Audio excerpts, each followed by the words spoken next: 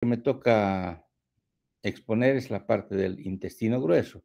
Entonces empezaremos con la parte de anatomía, entonces aquellas partes que ustedes conocen, que manejan muy bien. Y después vamos a estar en la parte más bonita, que es para ustedes la patología, ¿no? Que se tiene, y trataremos de buscar siempre algo más simplificado para que puedan entender.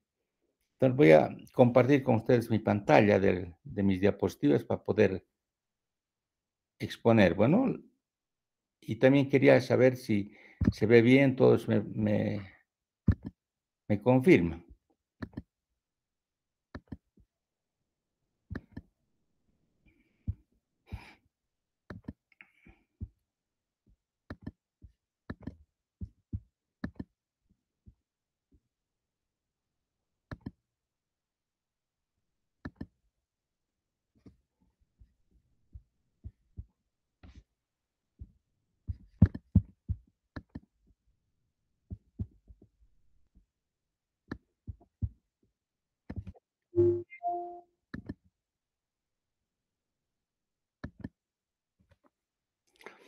A ver, una pregunta, ¿se ven mis diapositivas? Ya, entonces, y el audio también está perfecto, ¿no? Ya. Entonces, empezaremos. El tema que nos corresponde, ahora que ustedes están avanzando en la parte quirúrgica, la parte del intestino grueso. Esta es una imagen de la maternidad que teníamos en el viernes, ¿no? Entonces, son imágenes que pertenecen a nuestros hospitales de la Facultad de Medicina. Bien, el intestino grueso. Entonces, por definición, vayamos viendo referente a lo que es el intestino grueso. Y todos conocemos el intestino grueso, la porción terminal del tubo digestivo. Todos sabemos eso, ese es, inicia en la válvula ileocecal, es donde termina el intestino delgado e introduce al intestino grueso, y ahí tiene una válvula, ¿no? La válvula ileocecal, del ilion terminal al ciego, y avanza totalmente y termina en el ano. Entonces, esa porción terminal del tubo digestivo es la que vamos a desarrollar. Dentro de la anatomía vemos en esta imagen, en este corte que tenemos, vemos que aquí está el intestino delgado, llega al intestino grueso y pasa por estos segmentos del intestino grueso hasta llegar a la unión sigmoideo-rectal, porque después del colon viene el recto y por último el ano. Entonces tendríamos, esta es la parte distal que vamos a poder dialogar. Dentro de las características que tenemos, la longitud es importante de todo este intestino. Entonces, normalmente dice es de 1,5 metros, pero conocemos que hay patologías, y especialmente en nuestro medio, en algunas poblaciones incluso, a expensas de la enfermedad de Chagas, estos intestinos desarrollan mucho más, ¿no? Aparte del diámetro que puede ser más ancho a nivel del ciego, que es de 6,5 centímetros, pueden volverse mucho más dilatados. Y tenemos que este ciego, entonces vamos a empezar con el ciego, el colon que viene posteriormente hasta la unión sigmoideo-rectal, tenemos el recto y el ano. Dentro de este intestino vamos a encontrar algunas cintillas, ¿no? Las cintillas que son las que van a ir a terminar una coalescencia a nivel de la unión sigmoideo-rectal y van a formar un plano muscular únicamente en el recto. Estos llegan a conformar estas obstrucciones. Tal es el hecho que estas cintillas longitudinales, al contraerse, van a condicionar un movimiento peristáltico que vamos a desarrollar. Bien, entonces la porción distal del intestino se llama intestino grueso, todito. Se habla y se dice que este aparato digestivo podría ser prescindible. ¿Qué quiere decir con eso? Que podemos sacarlo. Mucha gente vive sin colon. Las patologías nos conllevan y nos dicen que tenemos que hacer colectomías totales, colectomías parciales y algún tipo de anastomosis acerca del ano, especialmente en aquellas patologías del megacolon odólico, megacolon chagásico, en la cual hay unas anastomosis prácticamente cerca de la línea pectínea. Entonces, en ese sentido, hablamos de que este órgano importante puede ser también prescindible por la patología que presenta. Se inicia en la válvula ileocecal o válvula de Wowing que conoce, y va a avanzar, va a dividirse en un colon derecho, que es hasta la mitad, y el colon izquierdo es hasta la parte del colon sigmoides. Generalmente la distancia que tenemos esto es de 1,5 metros y la parte más amplia a nivel del intestino es en el ciego, que es de unos 6 centímetros. Y a nivel de la unión sigmoideo, del sigmoides es de 2,5 únicamente, más angosto. Pero cuando operamos algunos volvos de sigmoides, vemos que estos diámetros totalmente se han aumentado. Llegan a tener inclusive dimensiones monstruosas, como si tuviéramos un neumático de un camión, ¿no? Entonces, bastante dilatados. Esas son las características que podamos decir. Dentro de lo que aparece embriológicamente el intestino grueso, vemos que este intestino grueso aparece en el cuadrante superior izquierdo y del cual va a descender. Va a bajar como las manillas del reloj, pero contrarias a las manillas del reloj. El reloj va en este sentido, pero en este caso va a bajar hasta abajo. Y cuando no logra bajar este ciego hasta el lugar que le corresponde al cuadrante superior, cuadrante inferior derecho, entonces se llama malrotación, no ha rotado bien él. Y es difícil, a veces puede haber una patología de una apendicitis aguda en un cuadrante superior izquierdo, que va a ser difícil llegar a un diagnóstico, porque no sabemos si ha rotado. Entonces, hay ciertas patologías, pero embriológicamente vemos que este intestino va a girar como las manillas del reloj, contra las manillas del reloj, por la arteria mesentérica superior y va a descender hasta el cuadrante inferior derecho. Y ahí se va a localizar. Eso es lo que normalmente va. Estas anomalías de que no puedan descender pueden darnos problemas mayores en los diagnósticos que podamos tener. Una apendicitis aguda por sí en el cuadrante superior izquierdo es bien difícil diagnosticar. No estamos pensando que hubo una malrotación. Entonces son cosas que uno tiene que pensarlas y también tiene que aceptarlas. Dentro de la histología vemos que las capas que tenemos son las 4 capas que está pasando. Entonces tenemos la mucosa, la submucosa, la muscular y la serosa. Dentro de estas capitas tenemos a nivel de la parte de los músculos, o sea, en la parte muscular, los músculos tenemos dos tipos de músculo, un músculo circular y el otro músculo más externo es el longitudinal. Y entre los músculos es una capa mientérica. Esto aquí tenemos un intrincado, un plexo. Ese es el que hace movilizar. Y vemos que aquí es donde el tripanosoma daña prácticamente y deja sin funcionalidad, deja sin ganglios, una ganglionosis, tanto al plexo mientérico que llamamos entre los músculos, entre este circular y este longitudinal, o al plexo submucoso de Meisen, ¿no? Entonces, tenemos ahí un plexo también acá que va a ayudar. Entonces, buscamos inclusive en la patología si existe una ganglionosis tanto en estos dos segmentos, ¿no ve? Y por último tenemos la serosa, las 4 capas a nivel de la configuración interna. Dentro de estas capas de la configuración tenemos que va a haber directamente a nivel del recto, todo esto se va a juntar solo en una coalescencia a nivel de lo que es el recto, como habíamos hablado. Dentro del estado contráctil, estas tenias, aquí tenemos las longitudinales, van a hacer que empiecen a contraerse y formar estos sacos. Estos sacos que se conocen como ausas, que van a envolver el contenido del colon, van a envolver. Y a veces estas ausas pueden volverse más lisas. Vemos en aquellas patologías de colon irritable o en aquellas grandes distensiones del dólico megacolon. Entonces ya desaparecen estas ausas. Entonces vamos viendo en ese aspecto. Pero esto es a consecuencia de la configuración de las tenias que van a conllevar en ese aspecto. Empezando en la parte inicial, aquí tenemos el ilion terminal que está llegando al ciego, que sería la cloaca más grande.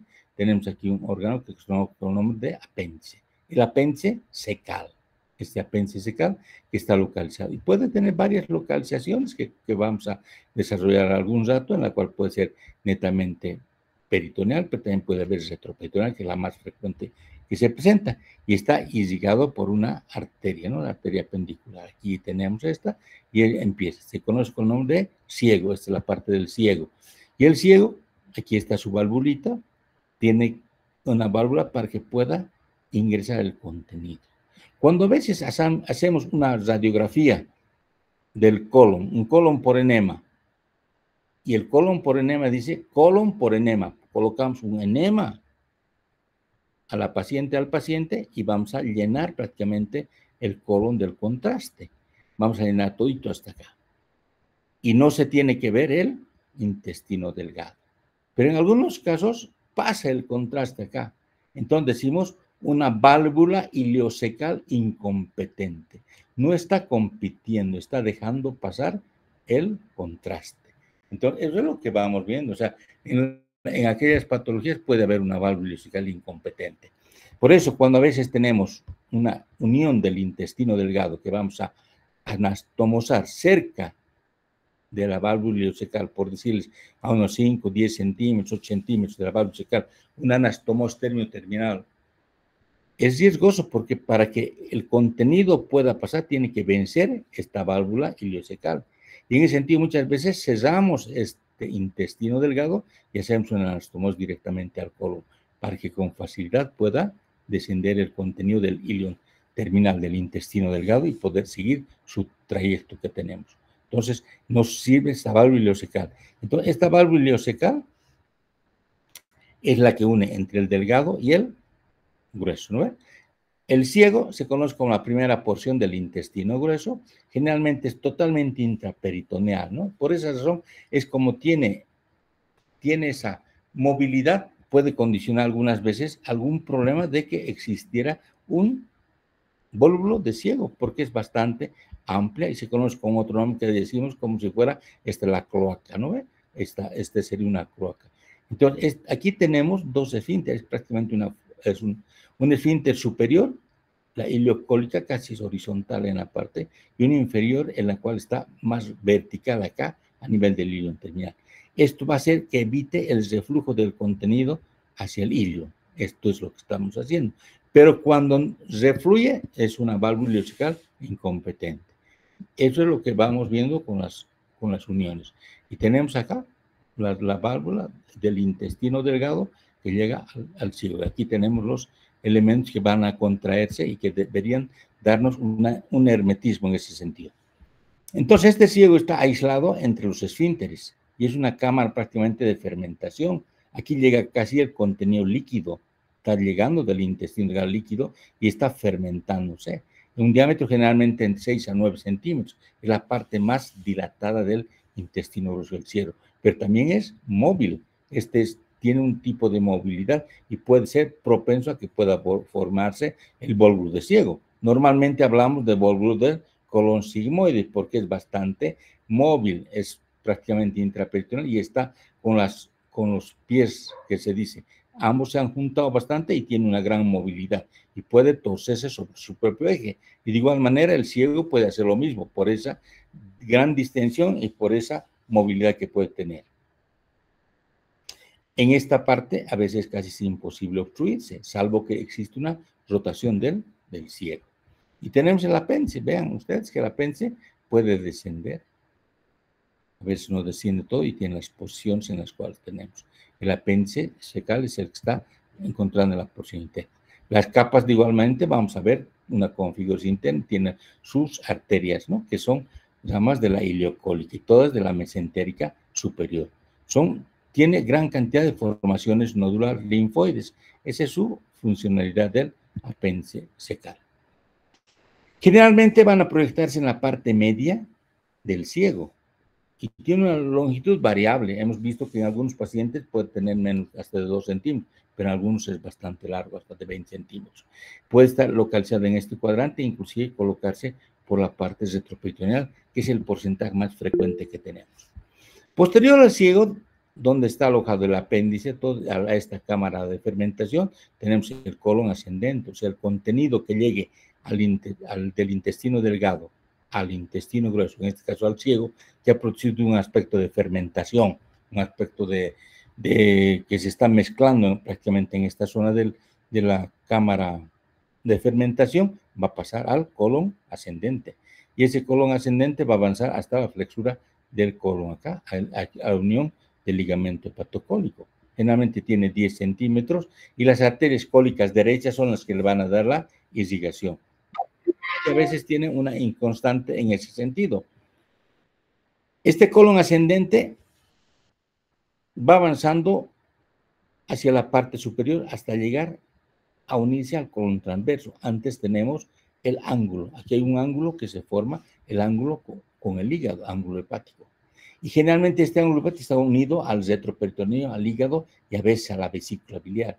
Por eso cuando pretendemos liberar quirúrgicamente, que tenemos que liberar el colon o lo que sea, a veces podemos dañar esos órganos, ya sea la vesícula biliar o el hígado, porque ahí tenemos un ligamento, ¿no? El ligamento hepato, que está prendido prácticamente en esta zona. Y a veces cubre hasta la vesícula biliar, entonces nos puede dar problemas. De igual manera puede haber adherencias hacia lo que está por debajo, el duodeno.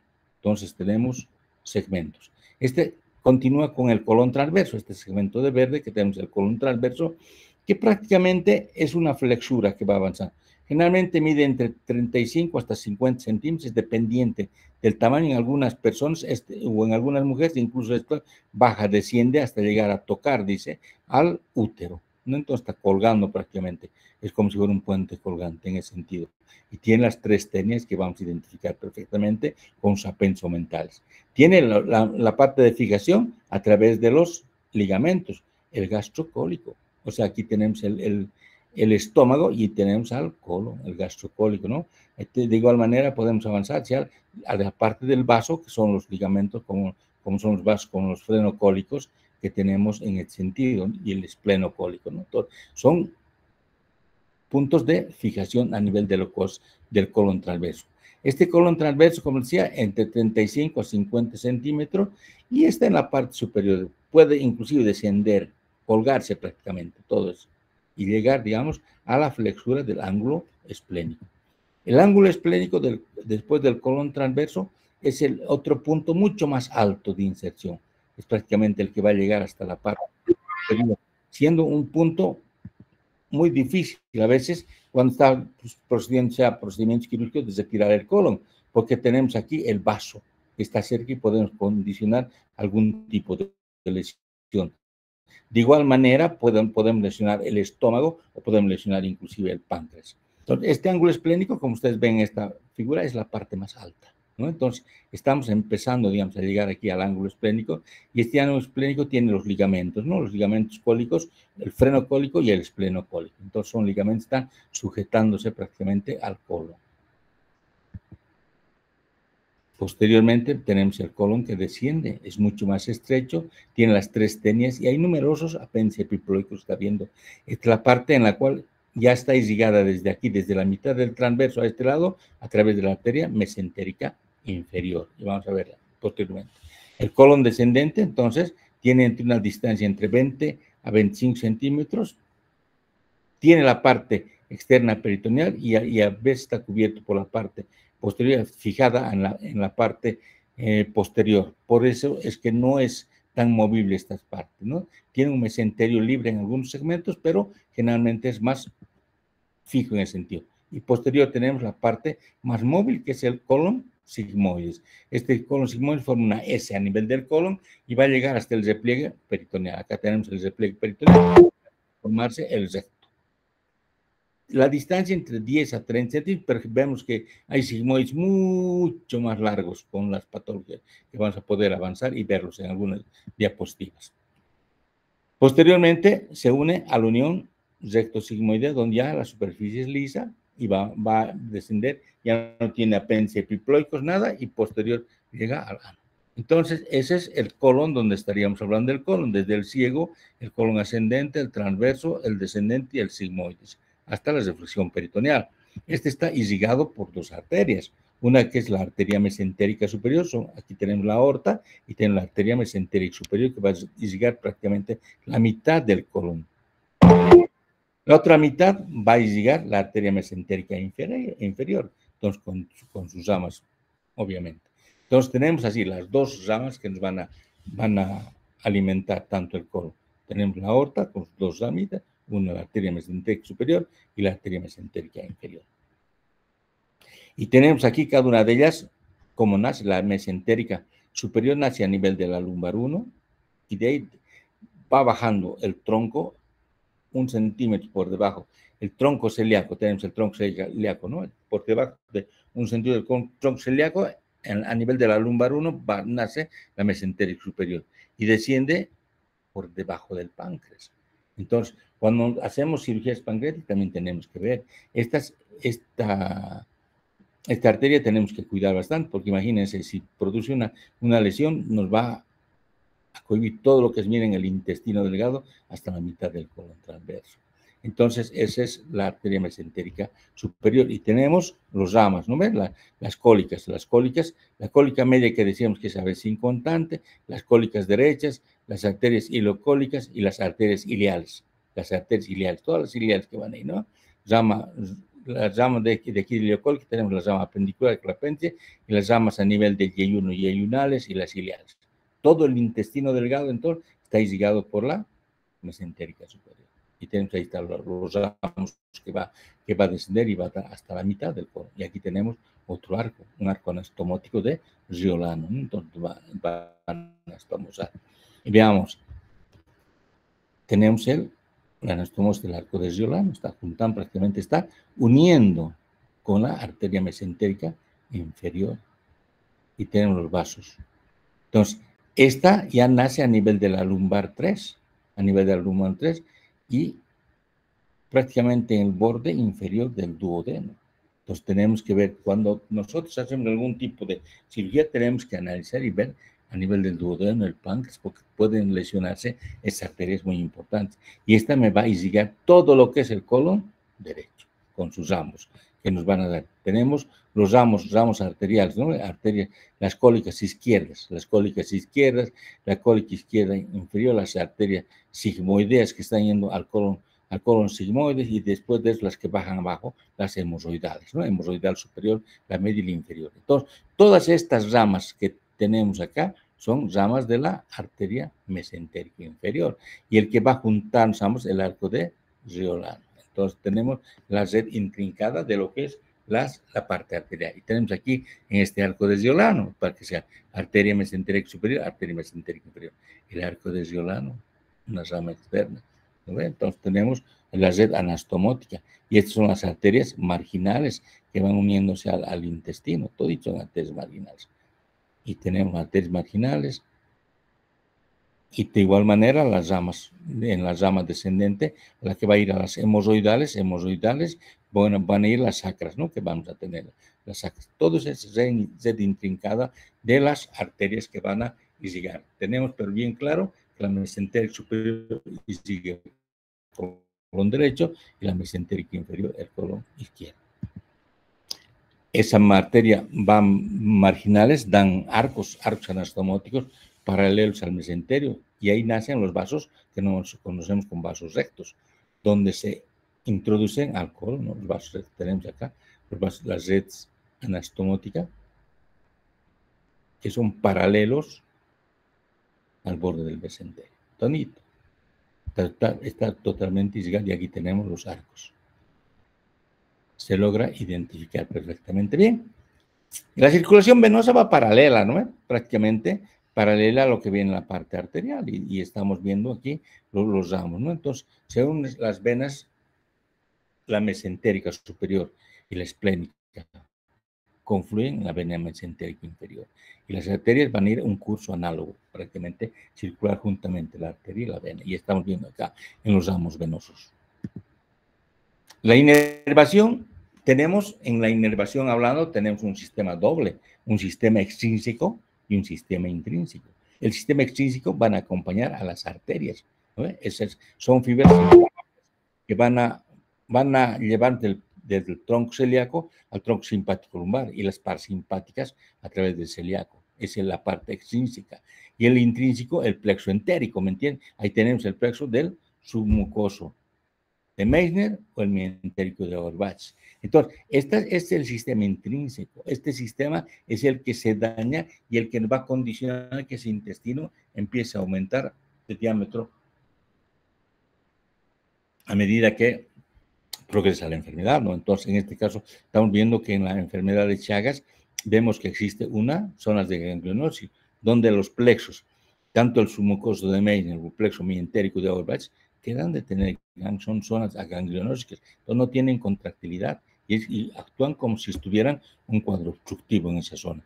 Y la parte distal de ese colon se va a dilatar para tratar de vencer el obstáculo que tiene en la parte inferior. Por eso se dice y se ve que la parte dañada es la parte cerca del ano, prácticamente, el ano, el recto. Por eso las cirugías tenemos que hacerlas cuanto más bajo puede llegar a ser. Y esas son zonas ganglionósicas. Entonces, ese sería el sistema intrínseco.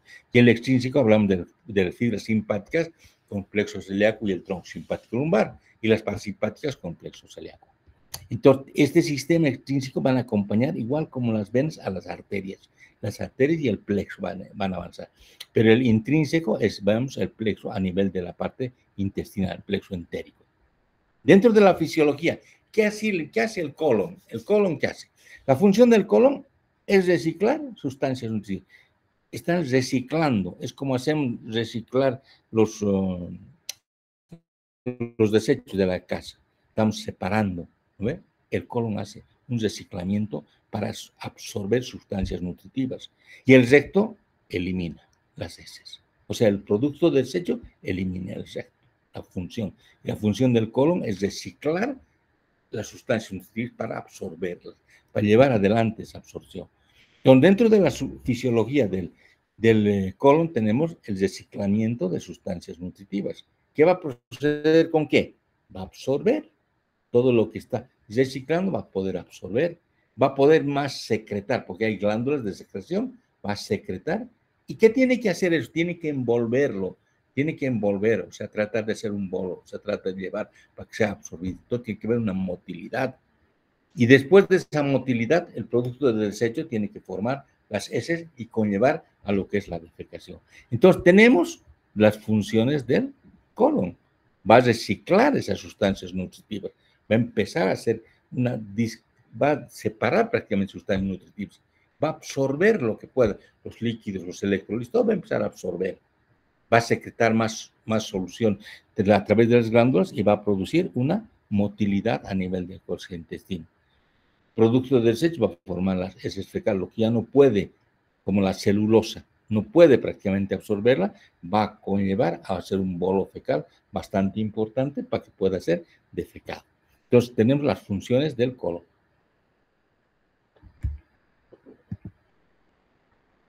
¿Cómo es el reciclamiento de sustancias nutritivas? Vemos aquí en esta diapositiva cómo se está la vegetación, la luz, todo está reciclando, está floreciendo, toda una imagen que nos muestra qué está pasando con la flora colónica. Hay una flora intestinal dentro del colon que va a producir una fermentación, va a fermentar. Y nosotros a veces recibimos ese tipo de absorción que está pasando. A veces tenemos ruidos o alguna vez hemos comido una cosa mala y nuestro intestino empieza a sonar, empieza a tener despeños hasta diarreicos rápidamente. Entonces, dense cuenta cómo el cuerpo humano tiene esa función de reciclar las sustancias nutritivas. Interviene la flora colónica. Sin la flora colónica, entonces, a veces ya no hay, digamos, cómo puede lograr absorber y el paciente a veces presenta diarreas, entonces estamos dándole al paciente que tenga mayores cantidades de floras que no son patógenas, son aquellas saprófitas que nos van a ayudar en la absorción de las sustancias nutritivas. Se va a producir una fermentación, va a fermentarse y va a formarse los ácidos grasos de cadena corta que van a ser asimilados con facilidad. Va a haber el reciclamiento de la urea. Entonces, todas estas sustancias nutritivas van a ayudar prácticamente en la absorción para que nuestro cuerpo vaya adelante. Ese colon depende de la actividad metabólica de la flora colónica. Si no hay flora colónica, por eso muchas veces recetamos, ¿no? Flora intestinal, para mejorar la flora intestinal. Estamos dando algún tipo de flora intestinal. Inclusive hay experimentos en los cuales hay materia fecal que pueda ayudar en ese sentido para mejorar la flora colónica, porque si no, no avanzaría. Y esa actividad de la metabólica de la flora colónica condiciona una motilidad del colon, mayor absorción, mayor secreción de mucosa. Y dense cuenta, miren acá, todo este segmento se estaría absorbiendo todo y están sacando ¿dónde? Hacia la parte del intestino, o sea, del intestino va a sacar a través de las arterias y va a llevar hacia nuestro hígado y de ahí va a avanzar en el aspecto de la alimentación, pero el producto del desecho va formándose la materia fecal. Eso es la funcionalidad a nivel de lo que se tiene. Y posteriormente se va a deshidratar ese colon, la materia fecal en el colon, el contenido, y va a producirse la defecación. La motilidad, ese es importantísimo. Es utilizada para describir los movimientos de la pared intestinal. Aquí tenemos en esta diapositiva cómo segmentos se contraen, otros segmentos se apretan más, se contraen, y así va avanzando. Y llega el contenido intestinal prácticamente líquido al ciego, a la cámara de fermentación, a la cloaca. Y de aquí empieza el aspecto de la motilidad. Cuando a veces hemos comido alguna cosa que tenga un despeño de aceite, automáticamente esto es como una competencia de carrera donde va a terminar en una diarrea. Dense cuenta de esta parte. Ya aquí no habría ni austrias, nada, es totalmente lisa. Podemos estar haciendo, está bajando con bastante rapidez el contenido intestinal. Entonces, eso es la motilidad. Y en esta motilidad vemos contracciones y se han hecho mediciones en esta parte donde están prácticamente uniéndose al intestino, están teniendo una contractilidad bastante importante y el contenido está siendo expulsado hacia la parte anterior. Y hace una medición que en este sentido, donde se ha dilatado, la presión es mucho menor. Entonces estamos viendo presiones, en las presiones, pero en algunos casos la presión es importante acá fuerte y el contenido en vez de avanzar va a regresar. Entonces ya no es, va a ser retropulsión. Entonces, en vez de ir hacia adelante, va a regresar el contenido. Entonces, son movimientos peristálticos que se los cataloga en la actividad motórica del colon. ¿Cómo se ve esto? Se evalúa a través de los estudios manométricos y radiológicos que van a ver las contracciones, tanto que son de propulsión, que van a ir adelante, o de retropulsión, que van a ir hacia atrás. Y aquí tenemos, por ejemplo, ¿quién está haciendo las cintillas? Se están contrayendo las cintillas y están formando estas circulaciones, estas austrias se están formando para que el contenido pueda permanecer un poco más de tiempo y pueda absorber y vaya a través de las arterias y pueda avanzar en la alimentación, en el mejoramiento del estado general del paciente. Estamos viendo de cómo está reciclando las sustancias nutritivas y vemos que estas contracciones del colon van a veces del transverso hacia el ciego. Ha llegado el alimento al transverso y empieza una contracción de retropulsión. Va hacia abajo, está regresando. Entonces, ¿qué está haciendo? Está retardando el tránsito intestinal, no está avanzando tácitamente, no está llegando a la parte distal, por pues, la eliminación está retardando, está regresando el contenido del colon transverso, está regresando al ciego y permitiendo que sea más tiempo de exposición y la mucosa pueda absorber mayor cantidad de agua, sales y elementos, electrolitos, todo que pueda lograr absorberse para mejorar. Estos movimientos a veces son no propulsivos, ahí nomás dan vuelta. Entonces, puede haber movimientos segmentarios no propulsivos. Son movimientos retrógrados y anteriores, van adelante, atrás, adelante. Es como decir que estuvieran bailando, va adelante, un pasito atrás, un pasito adelante, un pasito atrás. Entonces, son movimientos que van desplazando el contenido hacia la parte proximal y hacia la distal. Entonces, van circulando para hacer que puedan absorberse los elementos importantes que necesite. Y en ese sentido, cierran el lumen intestinal cerrado aquí y está cerrado aquí. A veces nos traduce a nosotros con cólicos. Tenemos algún tipo de cólico, un dolor cólico a nivel del colon. Y a veces estos cólicos, si son más fuertes, terminamos un despeño diarreico, ¿no? Muchas veces estos elementos que ya tenemos, ya se ha formado bastante cantidad de materia fecal, tienen que ser movilizados hacia la parte externa, hacia la parte distal. Entonces va a ser movimientos de propulsión, pero movimientos de masa. Ya son movimientos en gran cantidad y van a transportar este contenido con mayor rapidez y generalmente estos movimientos de masa se dice que son entre 3 a 4 veces al día y van a aumentar con las comidas. Por decirles, yo no tolero mucho la alimentación, por decirles, con lácteos. Tomo un lácteo y empieza automáticamente a aumentarme estos movimientos y movimientos de masa y voy a terminar en despeños diarreicos. Entonces, es dependiente a las comidas y a la actividad somática que pueda tener el paciente en ese sentido, para movilizar. Se dice que existen entre 3 a 4 movimientos de masa bastante importantes durante el día. Eso tenemos en grandes rasgos lo que es el colon, que hemos repasado un poco de lo que es la anatomía, la fisiología, cómo funciona todo. Y vamos a entrar a lo que nos gusta, ¿no? O sea, a la parte quirúrgica. La parte quirúrgica de este intestino grueso que estamos viéndolo, entonces, es un intestino con alta dificultad operatoria. ¿Por qué? Porque es alta dificultad, porque es un órgano altamente séptico. ¿Qué tiene en su interior de acá adentro? Materia fecal. Entonces, esta materia fecal, si sale de acá hacia el abdomen, puede condicionar una infección abdominal. Tal es el hecho por eso que cuando vamos a operar este intestino grueso, tenemos que preparar este intestino, disminuir la cantidad de materia fecal que puede tener y disminuir la cantidad de bacterias. Se dice que 1 gramo de materia fecal podría corresponder a una potencia de 10 a la 13 de bacterias. Entonces hay bastante cantidad de bacterias. Entonces esas bacterias, si salen, digamos, hacia afuera, hacia la parte abdominal, estamos contaminando.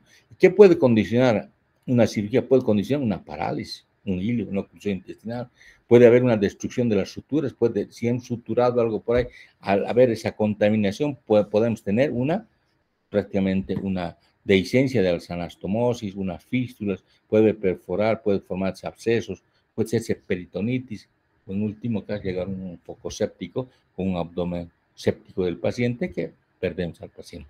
Por esta razón que hemos comentado, es un órgano con alta dificultad operatoria, porque tiene en su interior materia fecal. Dentro de los aspectos quirúrgicos hay cuadros severos. Un abdomen agudo quirúrgico, pero con compromiso de colon. Entonces ya tenemos el abdomen agudo. Sabemos que vamos a hablar, digamos, si vamos a decir los abdómenes agudos, ¿no? Abdomen agudo inflamatorio, abdomen agudo obstructivo, perforativo, abdomen. Entonces, esos abdómenes agudos quirúrgicos que estén comprometidos con el colon. Entonces, ahí tenemos que hablar de la cirugía colónica, tanto de emergencia o cirugía colónica diferida en la cual vamos a preparar. Cuando hablamos de una cirugía colónica de urgencia, generalmente estamos englobados a hacerle colostomías. O sea, es exteriorizar el colon hacia afuera. Todo lo que termina en ostomía es sacar afuera. Gastrostomía, exteriorizar el estómago. Coledocostomía, el colon. Colostomía es hacer el colon. El colon, entonces, como hemos visto, el colon desde el ciego, el colon, el ángulo hepático, el ángulo esplénico, el transverso, el sigmoides. Todos esos segmentos pueden exteriorizar de alguna forma, ¿me entienden? Entonces, por eso se llama colostomías. Pueden ser cualquier tipo de colostomías, ver, cuando la cirugía colónica de urgencia. Porque a veces suturar con un ambiente que está contaminado, que tenga materia fecal, a veces va a irnos al fracaso prácticamente hacer cualquier tipo de cirugía. Por razón, estamos llevando a hablar de colostomías. Y así es, colostomía puede ser descompresiva o puede ser para derivar, pero hablamos de exteriorizar el contenido para ir adelante.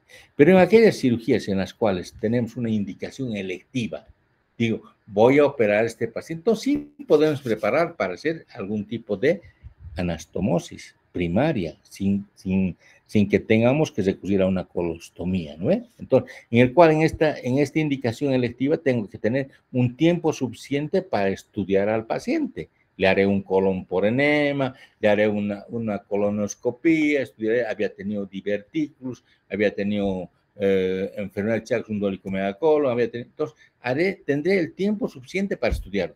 Tenemos métodos de diagnóstico que conocemos, para el colon, que podemos hacer desde una placa simple, podemos hacerle un colon por enema, para ver el colon por enema, podemos hacer un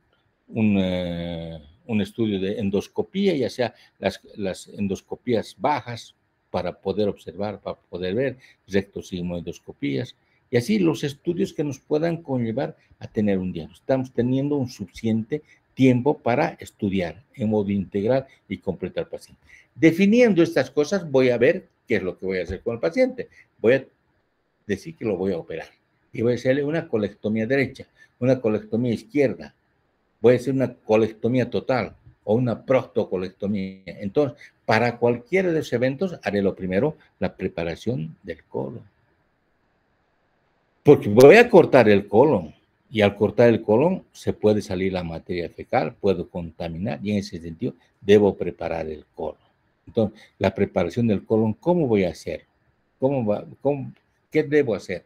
Pues debo disminuir la cantidad de materia fecal, y también no solo es materia fecal, tiene gran cantidad de bacterias. Entonces, disminuir el contenido a nivel del intestino, y también disminuir la cantidad de bacterias que puede tener. ¿Para qué? Para que sea mucho más fácil el acto operatorio y tener menor morbimortalidad.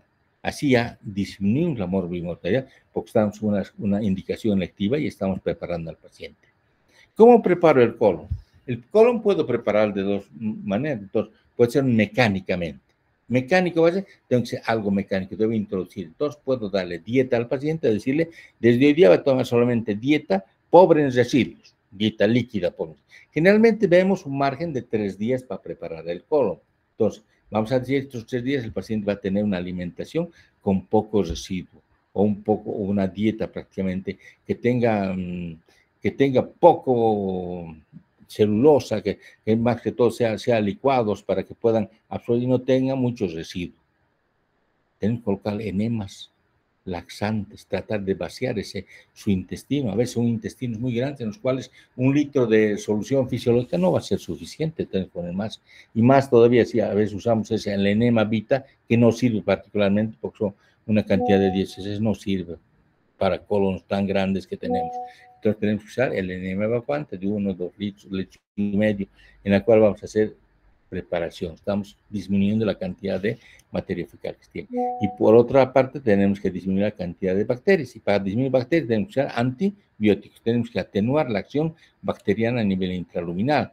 Hoy en día, antibióticos se absorben prácticamente a nivel del colon, y hay otros antibióticos que vamos a usar por vía parenteral o por vía oral. Ya veremos cómo vamos a preparar, dependiente a la modalidad que estamos empleando. Generalmente estamos usando medicamentos como el metronidazol, que nos va a ayudar para que cubra la cantidad de bacterias que tiene el colon. El colon, ¿qué tipo de bacterias? Más que todo son gram negativos y anaerobios. Entonces, el metronidazol va a servir perfectamente bien. Entonces, vamos dándole medicación de metronidazol durante esos 3 días, colocando enemas evacuantes y que coma muy poca cantidad, que tenga residuo. Entonces, eso se ha preparado el colon. ¿Para qué? Para que el paciente no tenga menor morbimortalidad que pueda llegar a condicionar este tipo de patología. Dentro de los estudios que habíamos llevado que se puedan realizar para ver el colon, para llegar a estudiar en ese tiempo, tenemos desde la ecografía. Podemos hacer una ecografía. Ecografías, vemos que va a estudiar, va a vernos los elementos, o sea, los órganos que son sólidos. Va a ver en el abdomen, se pide una ecografía abdominal, va a ver el hígado, va a ver la vía biliar, va a ver la vesícula, va a ver el páncreas. Al otro lado vamos a ver el vaso, va a ver los riñones, pueden ver líquidos a nivel, la aorta inclusive, líquidos a nivel de la parte más baja, a nivel abdominal. Y a nivel pélvico podemos ver, si es mujer, podemos ver, dependiente si es el útero, los anexos, los ovarios, se puede ver. Es dependiente del ecografista que pueda tener algún tipo de experiencia. Pero en esto solamente estamos viendo órganos que son macizos. Órganos aquellos que tengan aire en su interior no se los debe ver, no se ve, porque la ecografía dice ultrasonografía. Entonces, el sonido con el aire no van de la mano. Por eso dice muchas veces el ecografista, dice, páncreas no valorable por abundante meteorismo. Por eso se debe hacer las ecografías en ayunas, y tenemos que hacer unas ecografías al paciente que darle tabletitas, por ejemplo, para que ayude a eliminar la cantidad de gas y podamos ver el páncreas, ¿no? Entonces, y de igual manera, si va a ver en la ecografía, quiere ver, digamos, en la mujer, por decirle, el útero, tiene que tener una ventana para ver, y debe ir la paciente con una vejiga llena.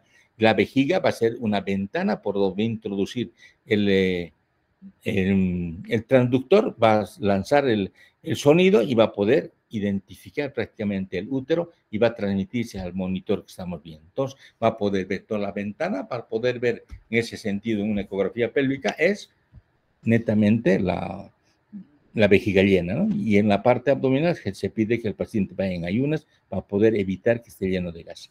Muchos inclusive diagnostican problemas de apendicitis por ecografía, pero a veces es prácticamente sugestivo y ni siquiera se ha visto. Hemos tenido alguna experiencia en la cual hemos visto ecografías en la cual decían, tengo aquí el apéndice tan hermoso, se lo ve, es una apendicitis aguda, se opera y no hay tal apendicitis en ese sentido. Y la paciente, por ejemplo, una que me recuerdo siempre, un situs inverso. El apéndice estaba en el lado izquierdo, pero en las fotos del ecografista estaban en el lado derecho. Entonces, vemos que eso es sugestivo. Se dice que todo órgano que tiene en su interior aire es bien difícil de identificar, ¿no? Pero ese es operador dependiente. Vemos que el operador puede ser, por eso hablamos de operador dependiente. Se hace ecografías endoanales, una ecografía a través de un transductor, a través del ano, se puede introducir. Generalmente vamos a ver otros órganos como sea la próstata. Podemos ver aquellos casos en los cuales una fístula que esté dando algún tipo de patología grande con una neoplasia a nivel del ano. Entonces, pues una ecografía endoanal para poder ver, se puede ver las manometrías, evaluar cómo está la presión a nivel de los esfínteres, cosas. Hacer la defecografía. Ese estudio de defecografía no las realizan frecuentemente porque hay que hacer con ciertas características que tiene que ir, como dice uno, a defecar en el sala de rayos X. Entonces, la defecografía es para ver prácticamente el piso pélvico. Cuando hablemos de piso pélvico y los problemas del piso pélvico, ahí la defecografía juega un rol importantísimo y deberíamos saber cómo hacemos una defecografía. La laparoscopía. Hoy en día usamos el laparoscopio para muchas cosas. Generalmente empezamos con la vesícula, la hernia, el apéndice. Hoy en día ya el intestino grueso se opera por la laparoscopía de igual manera para observar. Entonces, el laparoscopio se introduce una aguja de BR, se infla el abdomen prácticamente con CO2 y posteriormente se introduce el laparoscopio para poder identificar y ver y tomar biopsias, hacer las cosas. Los estudios endoscópicos de igual manera se pueden practicar, desde ver simplemente el ano, una anoscopía, o ver el recto sigmoidoscopía hasta el sigmoides, o ver todo el colon, una colonoscopía. Son estudios endoscópicos, estudios de gabinete que se puede realizar. Placas simples de abdomen que nos pueden orientar algo. La placa simple de abdomen, vemos que están borramiento de los... Hay borramiento de los psoas o algunas alteraciones que puedan ayudarnos, o los con contraste que podamos ver ya el intestino grueso, un colon por enema, como habíamos dicho, con doble contraste, son que manejan el doble contraste, es aire y bario, ¿no? Entonces, porque introducen bario hasta el final y posteriormente introducen aire, una pera introducen aire para que haga un doble contraste, y en ese sentido se puede identificar algún tipo de lesión a nivel de lo que es la mucosa, algún tipo de lesión del mismo colon. La tomografía que ya hemos avanzado bastante y las resonancias que son estudios. Entonces aquí tenemos muchos estudios complementarios que podemos practicarlos a nivel de lo que sería a nivel del intestino grueso. Este es un ejemplo, un rectosigmoidoscopio. Aquí estamos haciendo el 7. Introducimos el rectosigmoidoscopio acá, en esta forma, y posteriormente tenemos que llevar hacia adelante para formar prácticamente esa 7 y enderezar rectamente, ¿no? Entonces acá ya hay una pera que va abriendo camino, diríamos, en el sentido de separar ese intestino y va avanzando el rectosigmoidoscopio. Su nombre dice recto, va a ver el ano, el recto, hasta el sigmoides. Ahí para de contar, hasta ahí va a poder avanzar. Generalmente, en aquellos procesos que tenemos un bólvulo de sigmoides, vemos que la lesión con este equipo se puede solucionar. Llegamos hasta la roseta de torsión, donde introducimos por el orificio del rectosigmoidoscopio una sondita fina y producir la descompresión endoscópica. Se descomprime y prácticamente logra bajar el contenido del colon sigmoide. Entonces, se usa generalmente rectosigmoidoscopios rígidos, ¿no? Entonces, tenemos otros que lo manejan como el colonoscopio, los flexibles, que podríamos avanzar en ese sentido. Aquí está haciendo una laparoscopía diagnóstica por encima del ombligo, está haciendo una visión y está viendo la vesícula y puede evaluar algunos órganos más internos, qué es lo que está pasando en ese sentido. Son métodos de diagnóstico. Y aquí tenemos placas radiográficas, una placa simple de abdomen de pie al paciente. ¿Y qué es lo que observamos? Aquí observamos simplemente nivel. Aquí es aire y aquí abajo tiene que ser líquido. Entonces aquí hay un nivel. Entonces, y esto es catalogado por la amplitud que se tiene de intestino no es intestino delgado, es intestino grueso. Entonces hablamos de un vólvulo, ¿no? Un vólvulo por la característica podría ser un vólvulo del colon sigmoide. Entonces este paciente se toma también una placa radiográfica echada y dense cuenta cómo prácticamente logra visualizar. Por las placas, cuando tomamos placas radiográficas de abdomen, se toma en dos posiciones, de pie y en decúbito. Y el rayo tiene que ir de frente siempre. Por eso dice RX de abdomen de pie antero-posterior. Cuando se pide una placa de tórax, tiene que ser póstero-anterior, porque el paciente abraza el chasis y le introduce el rayo a través de la espalda. Entonces, vamos analizando en ese aspecto. Y aquí en esta placa lo que vamos viendo es nivel. Aquí hay un nivel, aquí hay otro nivel y aquí hay un nivel. Y si vamos viendo esto, es los niveles en escalera. Aquí hay como un peldaño, otro peldaño, otro peldaño. Entonces estamos viendo ver como si hubiera peldaños. Entonces, cuando hay peldaños en diferentes niveles, hablamos de una oclusión intestinal mecánica. Dense cuenta. En ese sentido, si es mecánica esta oclusión intestinal, el tratamiento tiene que ser, algo está pasando con este problema, es una oclusión mecánica, algo está tapando. En este caso, o sea, torsión de su eje del sigmoides sobre su propio eje en 360 grados, y ahí nos muestra estos niveles. En los cuadros, cuando tenemos oclusión del delgado, podemos tener igual una asa, un nivel, otro nivel, otro nivel, otro nivel, otro nivel, en escalera, en diferentes lugares los niveles. En ese sentido, es una oclusión intestinal mecánica de intestino delgado. Percibemos una oclusión intestinal, un nivel, un nivel, un nivel, casi al mismo nivel, todo. Entonces, hablemos también de una oclusión intestinal paralítica. Y un dato importante que les quiero ver, en esta parte final que vemos acá de la placa simple de abdomen que está de pie, vemos que no hay aire. Y si no hay aire acá, es una oclusión intestinal mecánica. A veces nos acordamos únicamente, vemos en una placa, decimos, ya, a ver, placa de la placa, y miro esta partecita nada más. No hay aire, es una oclusión mecánica. El paciente tiene que tener distensión abdominal, náuseas, vómitos. Estamos viendo de un cuadro oclusivo. El dolor abdominal, desde esos ruidos de timbre metálico que tienen ausencia, después se paraliza, ¿no? Pues la secuencia de la clínica que tenemos en ese sentido. Y cuando vemos que aquí en esta parte no hay aire, entonces estamos hablando de una oclusión intestinal mecánica. Pero en la paralítica es como decíamos del Chavo del Ocho, paraliza en un momento y aquí se queda el aire. El paciente no tiene ni la capacidad de botar el gas de acá. Y si veo aire aquí, es una oclusión intestinal paralítica. Es un desequilibrio hidroelectrolítico. Un paciente puede tener diarrea, haya tenido un desequilibrio hidroelectrolítico y ahí tenemos una oclusión intestinal.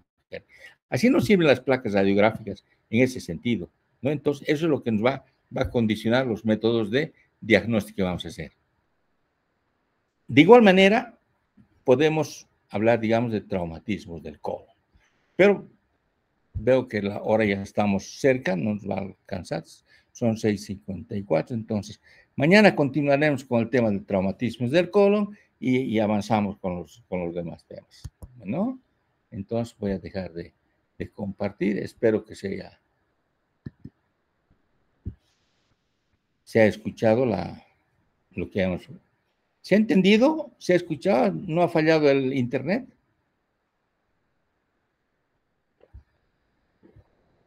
Pamela, Margarita, Darling, a ver, ¿quién me puede decir algo?